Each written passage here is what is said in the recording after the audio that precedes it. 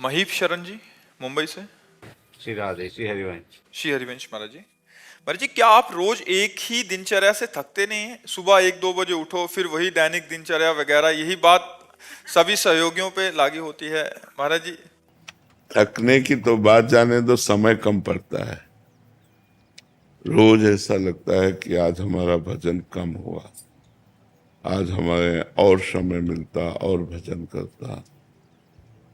24 घंटे में 1 मिनट भी न टीवी है, न ट्रांजिस्टर है, न मोबाइल है, न पेपर है, न किसी व्यक्ति से हंसी मजाक है, किसी से किसी भी तरह का कोई संपर्क भी नहीं।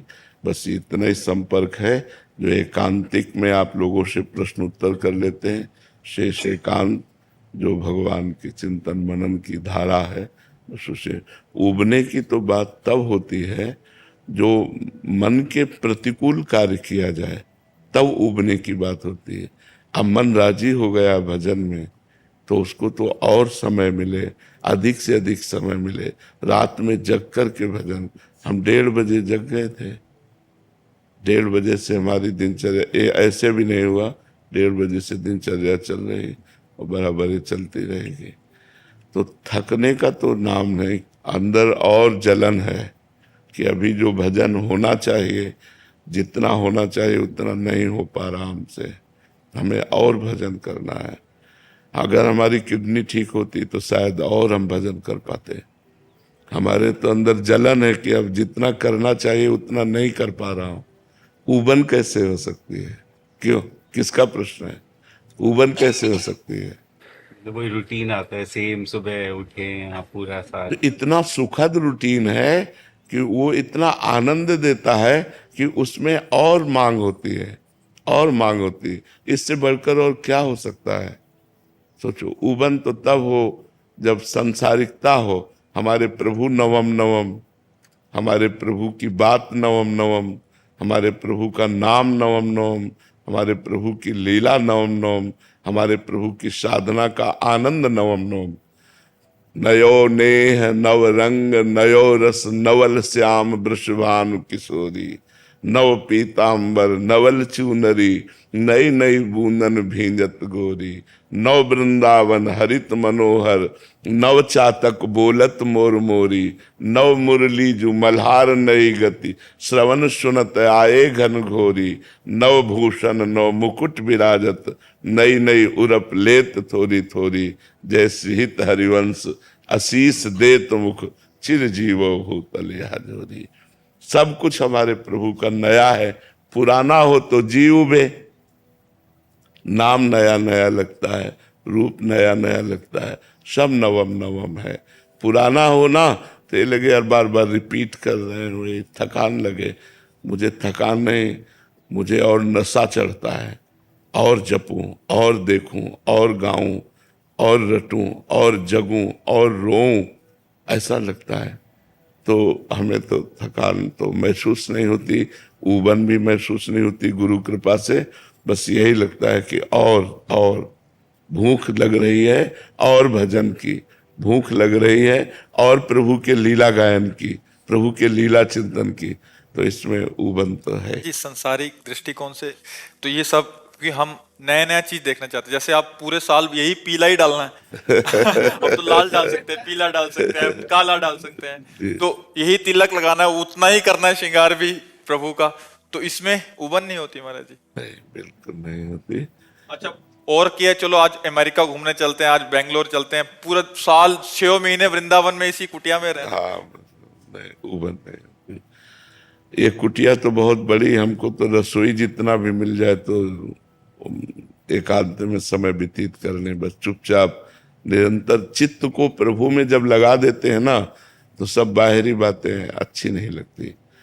तो अब वो चीज जो बचपन से मिटाने में लगे थे, गुरु कृपा से वो चीज मिट गई है, तो अब ये सब कुछ अच्छा नहीं लगता। महाराज जी, कल हम एक पद पढ़ रहे थे, आपकी यही स्थिति का वर्णन भोरी सखी जी लिख रही हैं। ऐसो दुख दीजे हिय माही, बिनु पद कंज छटा दृग देखें, को सुहावे नाही।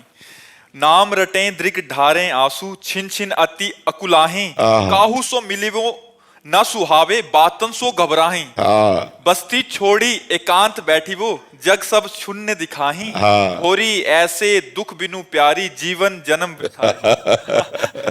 बिल्कुल। महापुरुषों की महाराज जी ऐसी स्थिति हो जाती है, बहुत सारे पद, बहुत सारे ऐसे वीरा कि किसी कुछ अच्छा ना लगे, मतलब ये संसार अच्छा ना लगे, कहीं बस कोने में बैठ के रोती रहूं बस। समझ में आ रहा है आपको? और महाराज जी एक इनका प्रश्न है कि महाराज जी इतनी आपको साधना करते हुए समय हो गया है और कुछ ऐसे दिन नहीं आए जिसमें आपको लगा कि चलो अभी घर चलते हैं वापस? कभी नहीं, गुरु कृपा से कभी नहीं। एक एक सप्ताह भोजन नहीं मिला, गर्मी सर्दी बरसात ऐसे ही सहे हैं। कभी स्वेटर नहीं मिला, कभी कंबल नहीं मिला, गंगा के किनारे भ्रमण करते रहे। आज के मतलब 27 वर्ष पहले, 27 साल तो वृंदावन रहते हो गए। ये अभी जो सुविधा देख रहे हो 10-12 वर्ष की है, ये पूरा जीवन कष्ट में। पर भगवान की कृपा से कभी एक दिन भी ऐसा नहीं आया चलो घर चलते हैं। जिस दिन से घर से निकले आज तक घर नहीं गए। जिस दिन से घर की रसोई में भोजन पाकर त्यागा, आज तक कभी किसी के घर की रसोई में भोजन नहीं किया।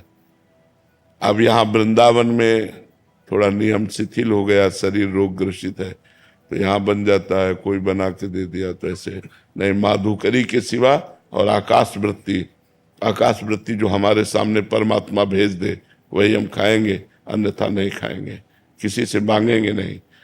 बहुत आनंद का विषय है। चूंकि अब आप लोग ऐसे संसार में लगे हो तो वहां से देखने पे लगता है कि यार हाँ ऐसा दुख को हमने अपना साथी चुना है, अपना मित्र चुना है। तो सुख की अगर चाह होती तो दुख से ऊब कर घर भाग जाने की बात होती। जब मैंने दुख को ही अपना मित्र माना है तो सुख की चाह ही नहीं है, सांसारिक सुख की चाह ही नहीं है।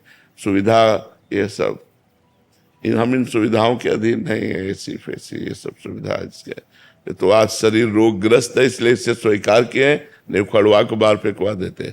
हमारा स्वभाव ऐसा था।